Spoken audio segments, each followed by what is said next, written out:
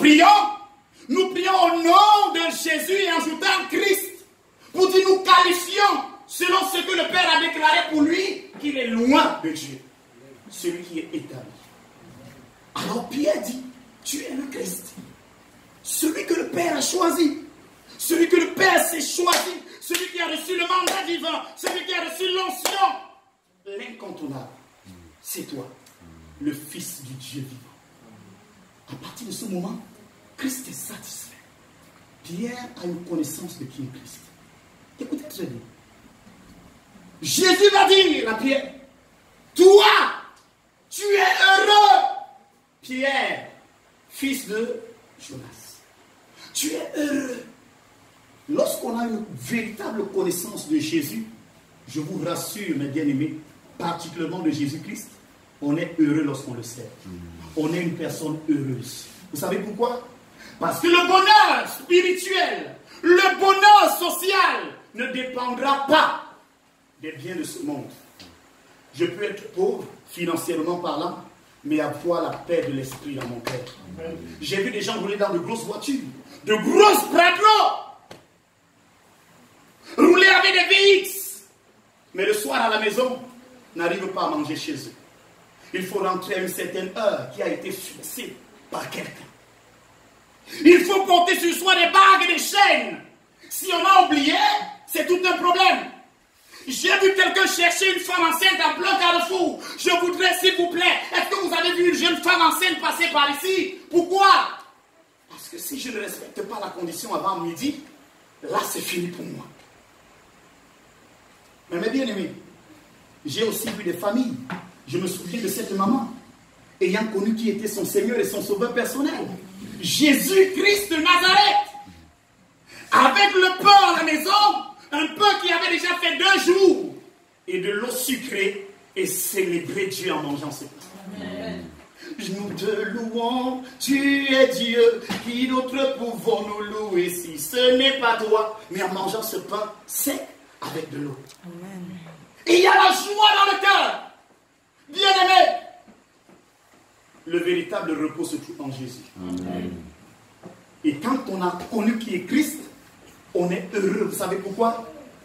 Parce que j'ai le travail ou que je n'ai pas le travail, je servirai le Seigneur. Amen. Que j'ai le mariage ou que je n'ai pas le mariage, je servirai le Seigneur. Amen. Vous savez pourquoi, bien-aimé? Si tu n'es pas heureux aujourd'hui avec Christ, ce n'est pas le mariage qui te rendra heureux. Vérité. Sois d'abord heureux avec Christ. Et quand le mariage sera là, bien-aimé, ta joie ne dépendra pas du mariage, mais de Christ. Amen.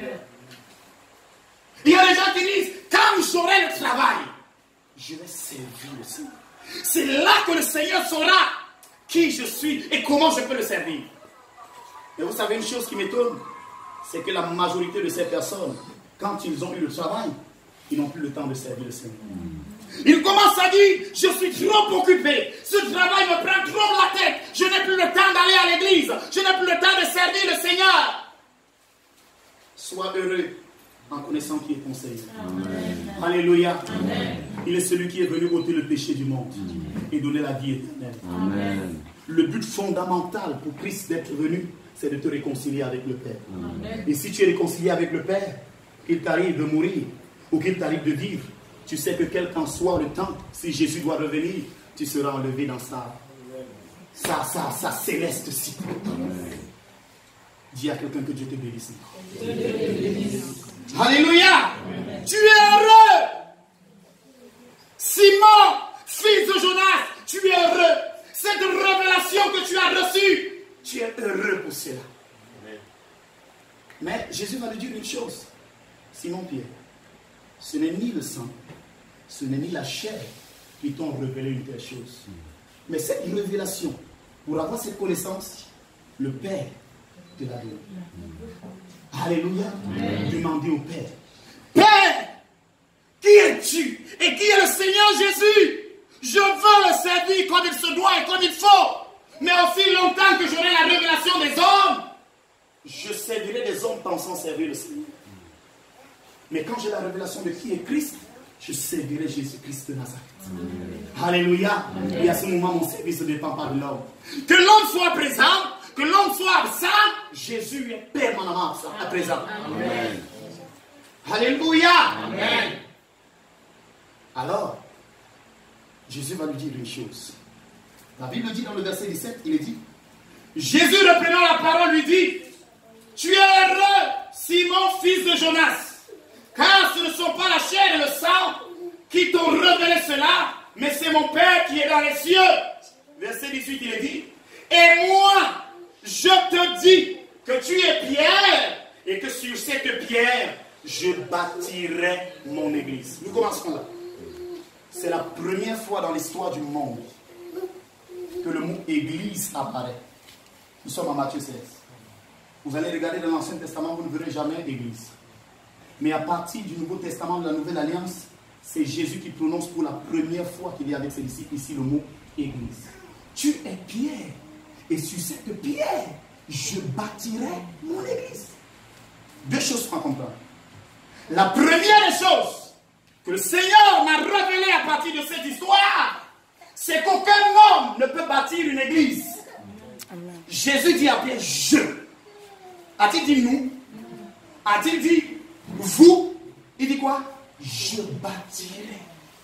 Le bâtisseur de l'église, c'est Jésus. Amen. Alléluia. Amen. Ne dites jamais, j'ai bâti mon église. L'église n'appartiendra jamais à un homme. Vous savez pourquoi? L'homme est faillible. L'homme n'est pas éternel. Alléluia. Amen. Mais Jésus est infaillible. Amen. Il est éternel. Amen. Il dit à Pierre, écoute Pierre, sur la révélation qui a été donnée, tu es une pierre. Vous savez ce que me dit Pierre? Tu es un incrédule. Tu es un bandit. Tu es peut-être un voyou. Tu es peut-être un vaurien. Tu es je ne sais pas quoi, un prostitué. Tu es un impudique. Tu es je ne sais quel qualificatif donné dans le sens du péché. Tu es pierre. Mais sur cette pierre, je bâtirai mon église. Vous savez ce que cela veut dire? Jésus n'est pas venu pour ceux qui se portent. Il n'est pas venu pour ceux qui sentent qu'ils sont déjà saints. Il est venu pour ceux qui sont malades.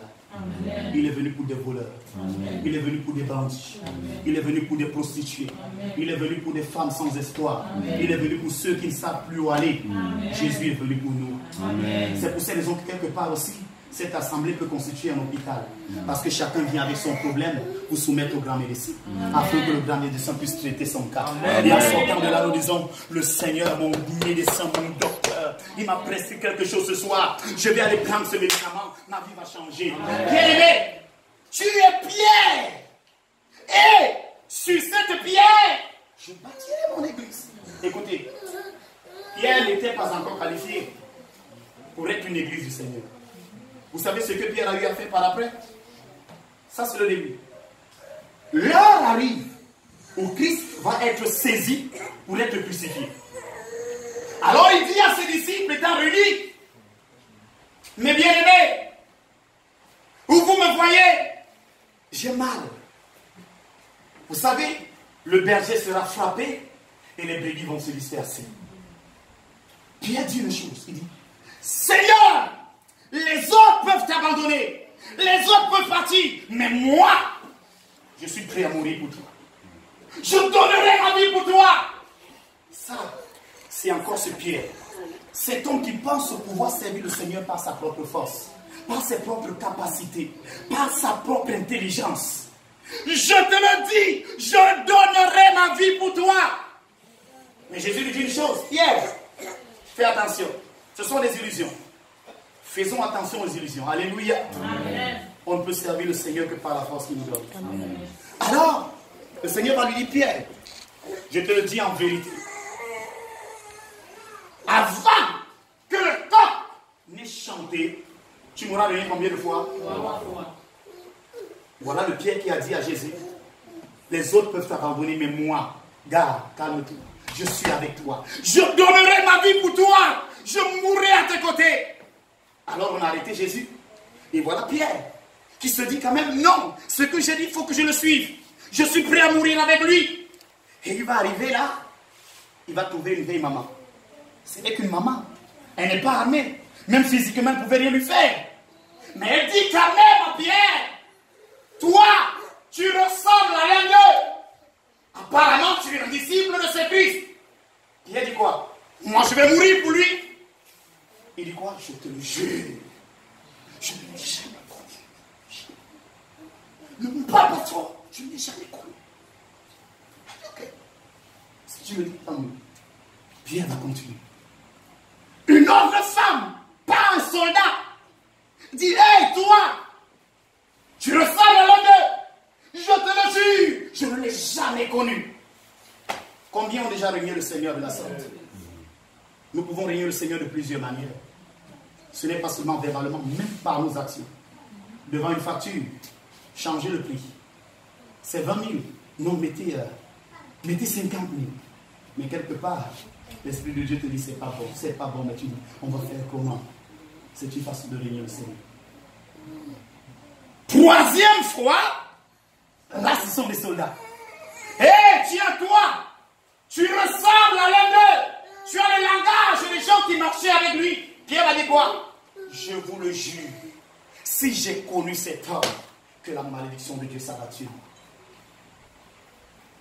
Le coq va dire, Pierre, oh, je chante pour te rappeler ce que tu avais dit. Et il va chanter. Pierre va se rappeler à l'instant que ça c'est quoi? Vous savez, il était sincère en disant au Seigneur que je suis prêt à donner ma vie pour toi.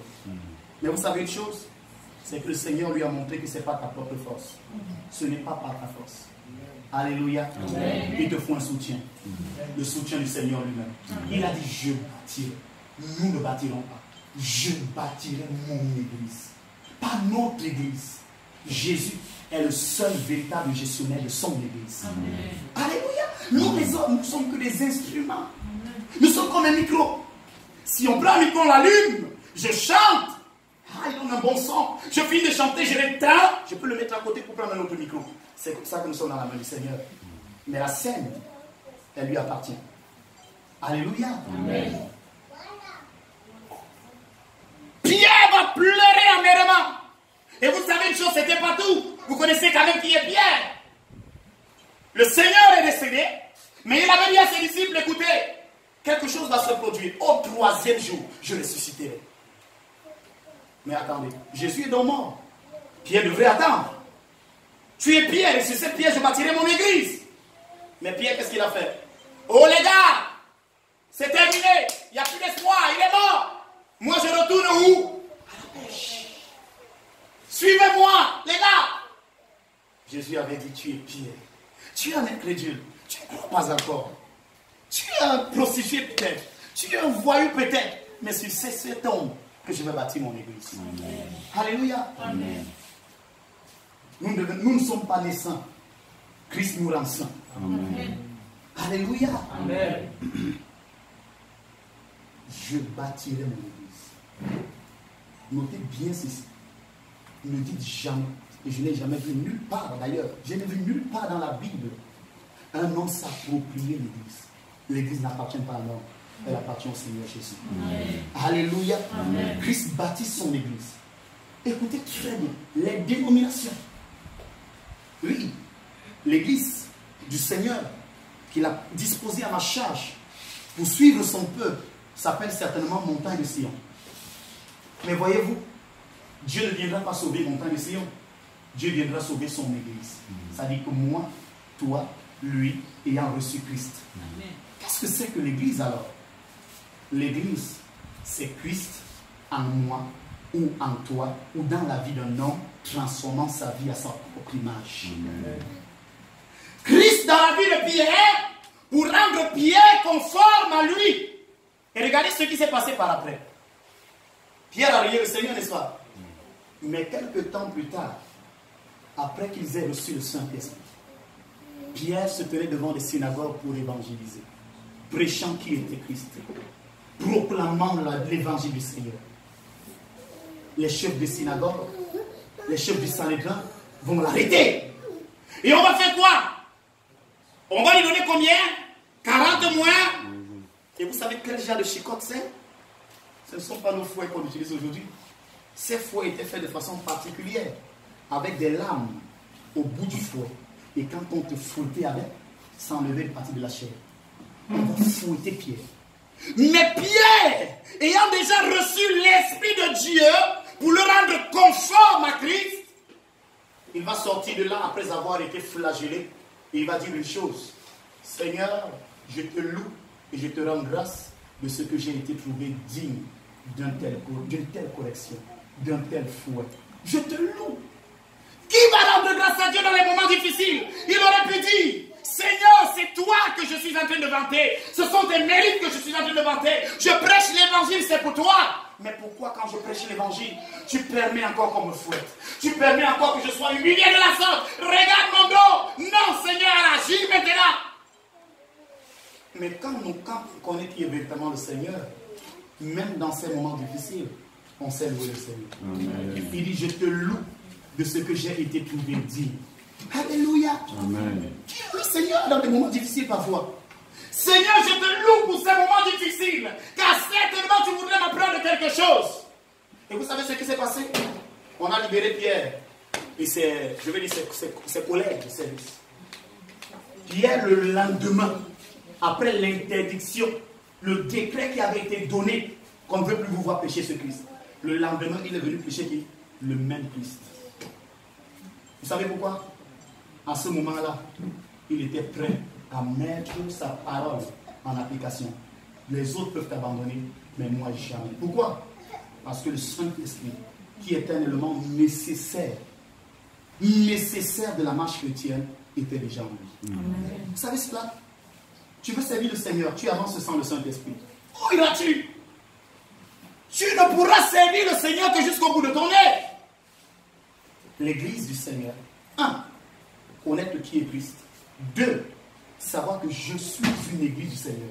L'église, ce n'est pas lui. Ce n'est pas premièrement nous tous, mais c'est d'abord Christ en moi, me rendant conforme à lui. Je suis donc une église du Seigneur.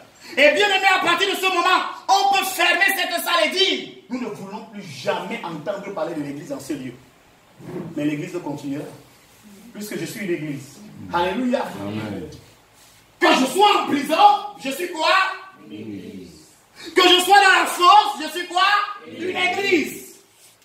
Et à partir de ce moment, mes bien-aimés, si je viens en ce lieu, dans ce bâtiment que nous avons choisi pour faire culte à Dieu, même si je suis seul, je suis déjà l'église du Seigneur. Amen. Alléluia. Amen. Je ne dirai pas non. Mes frères et sœurs ne sont pas encore là. Mes frères et sœurs ne viendront pas ce soir. Alors moi je rentre. Il n'y a pas eu l'église aujourd'hui.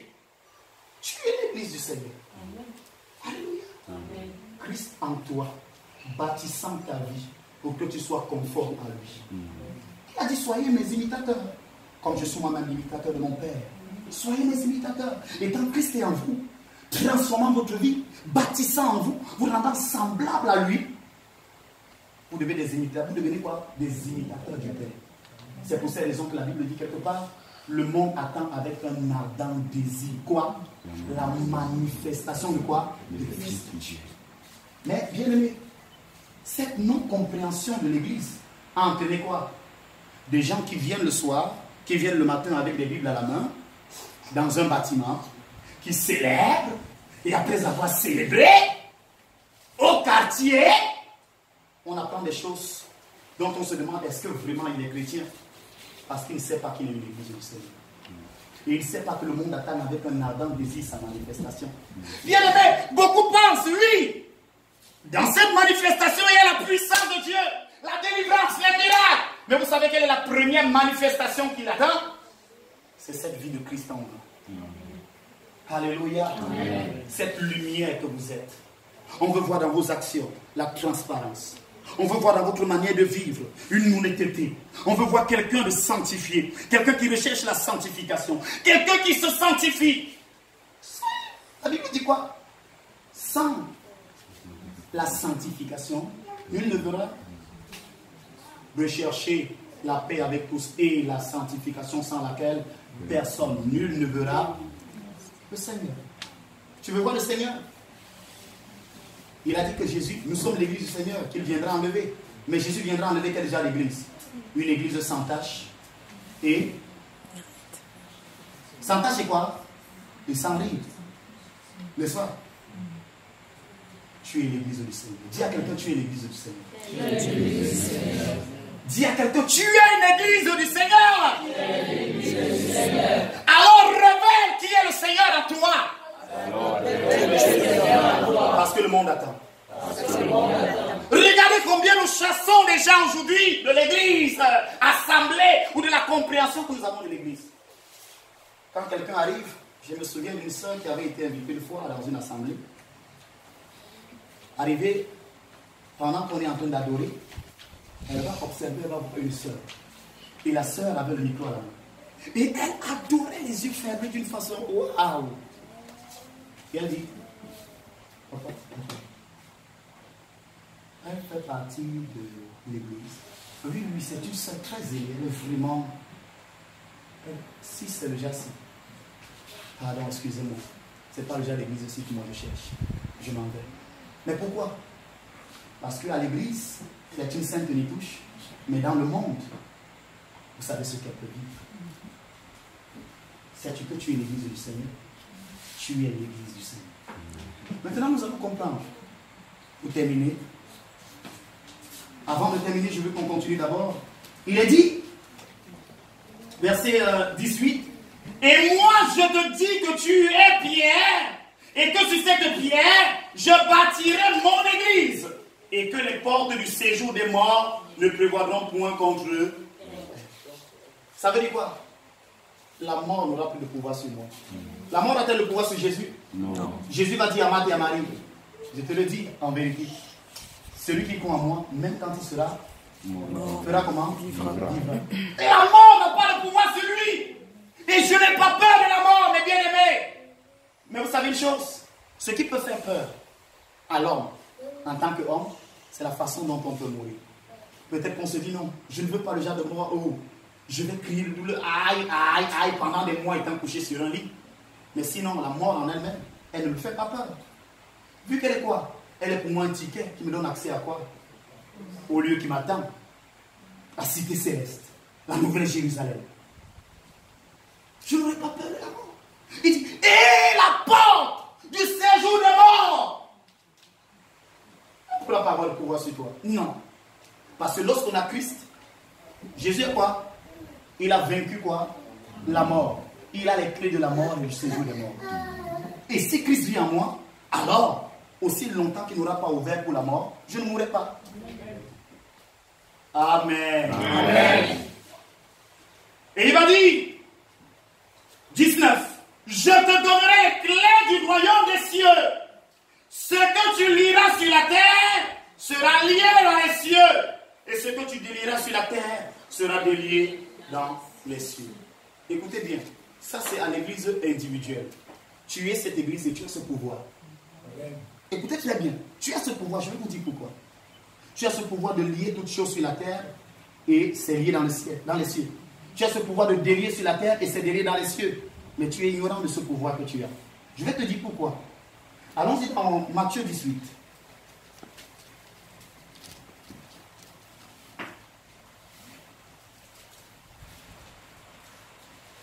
Voici la deuxième fois où apparaît le mot église. Et ici, église, c'est quoi? C'est l'assemblée de ces différentes églises individuelles.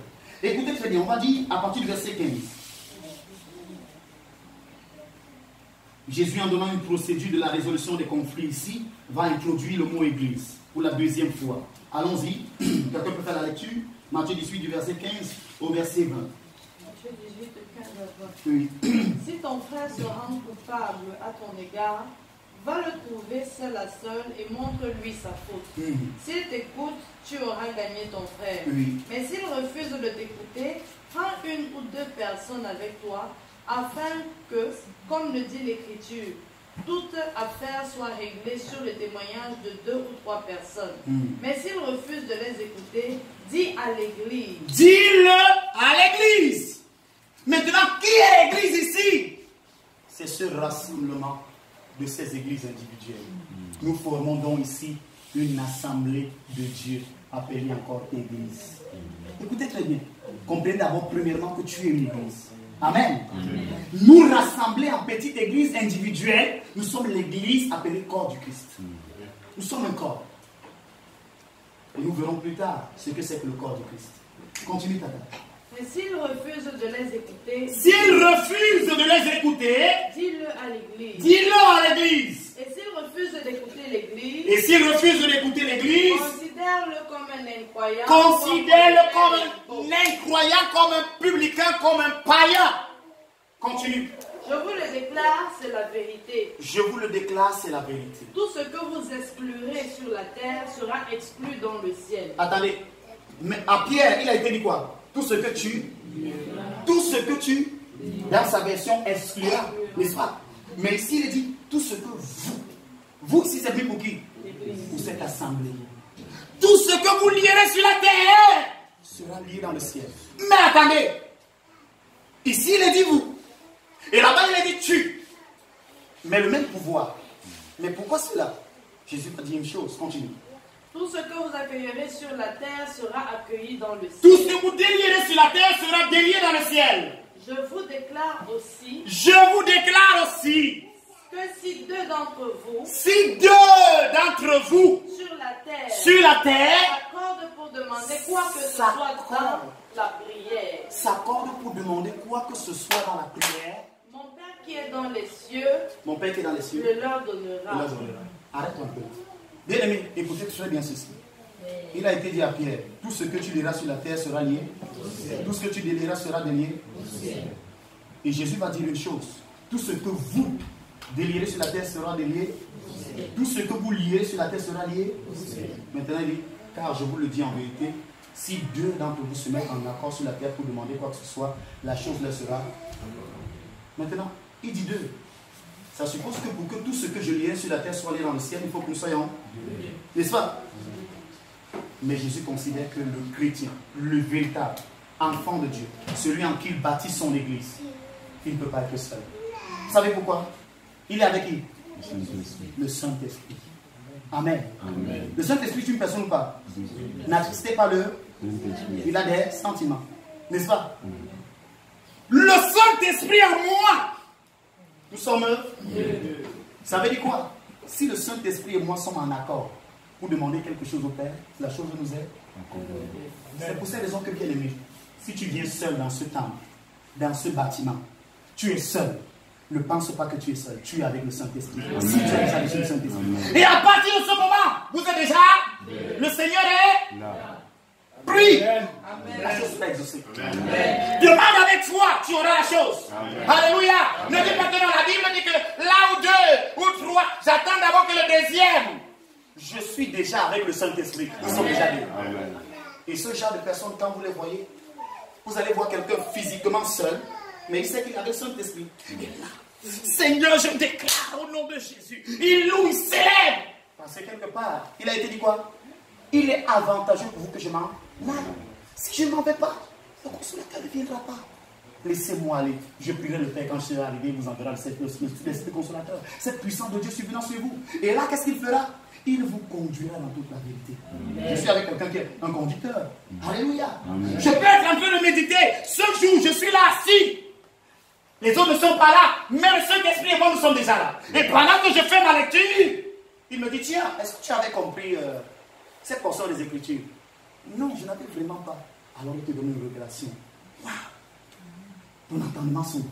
Tu dis, merde, j'ai compris quelque chose que je n'avais. Regarde, pendant que je méditais, j'ai compris. Est-ce que tu avais déjà, en sondant les Écritures, vu que vraiment. Il dit, mais gars, tu as fait comment? Le Saint-Esprit m'a révélé la chose. Amen. Parce que nous étions déjà venus. Le Saint-Esprit est moi. Alléluia. Amen. Quand tu as cette connaissance, bien aimé, tu sais le Seigneur. Amen. Tu ne sais pas, non. Amen. Amen. Ce que je veux dire, c'est que servons le Seigneur. Amen. Amen. Amen. Et en servant le Seigneur, que l'homme soit là, que l'homme ne soit pas là, il sera joyeux, heureux de savoir que le peuple est fondé sur Christ. Amen. Alléluia. Amen. Amen. Tu vois un peu ça, n'est-ce pas? Deux ou trois assemblés. Si deux personnes se mettent en accord, le Saint-Esprit viendra, il vous révélera. Attendez, premièrement, il fera quoi? Il vous conduira dans toute la. Deuxièmement, il fera quoi? Il vous rappellera les choses que j'ai dites. Il prendra de ce qui est en moi. Il ne parlera pas de qui? de lui-même, mais il parlera de quoi? De moi. Il prendra de ce qui est en moi et vous l'annoncera. Mais comment le Saint-Esprit annonce?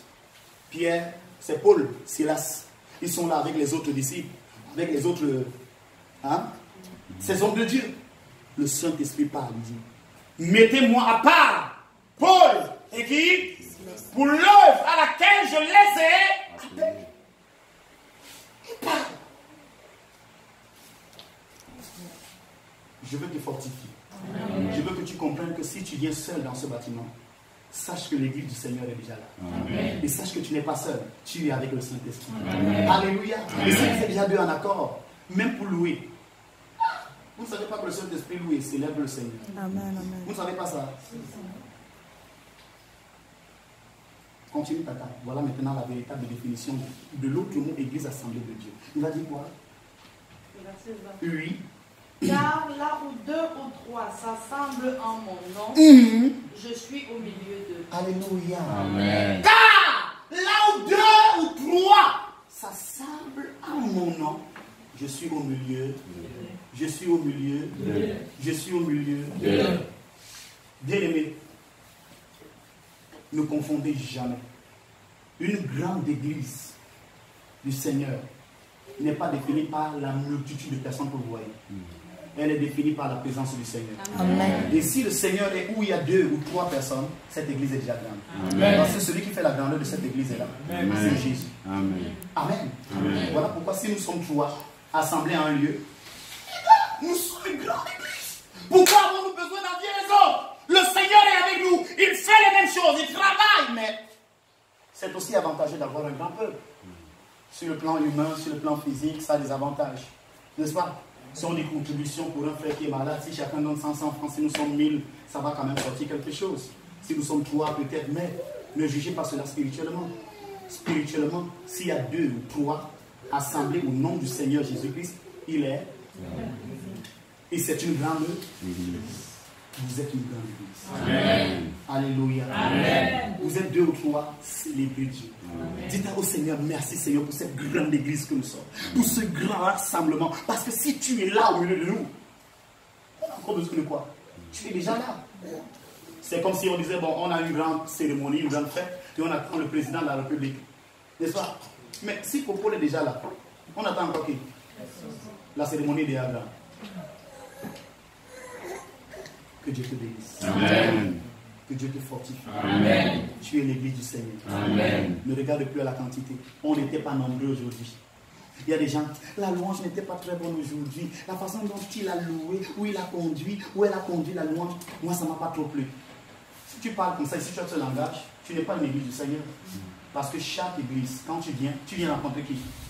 Tu viens pour un toi, qu'est-ce que toi tu as fait au Seigneur qui est en toi? Tu l'as célébré comment? Même si les autres n'ont pas célébré, toi, qu'est-ce que tu as fait? C'est il y a une véritable, ou alors une véritable église, quand elle sort de là, j'ai merveilleusement loué mon Seigneur aussi. Amen. Il ne regarde pas que les autres ont. J'ai. Que Dieu te bénisse. Amen. Que Dieu te fortifie. Amen. Alléluia. Amen. Alléluia. Amen. Alléluia. Amen. Il y a quelqu'un ce soir. Seigneur, je sais que je suis ton église. Et la porte du séjour, de la mort, ne prévoira point contre moi. Au nom de Jésus. Alléluia. Amen. Alléluia. Amen. Alléluia. Amen. Mon âme bénit le Seigneur et mon esprit magnifie son nom. À la mort n'a pas vu le rectiligne, même dans le temps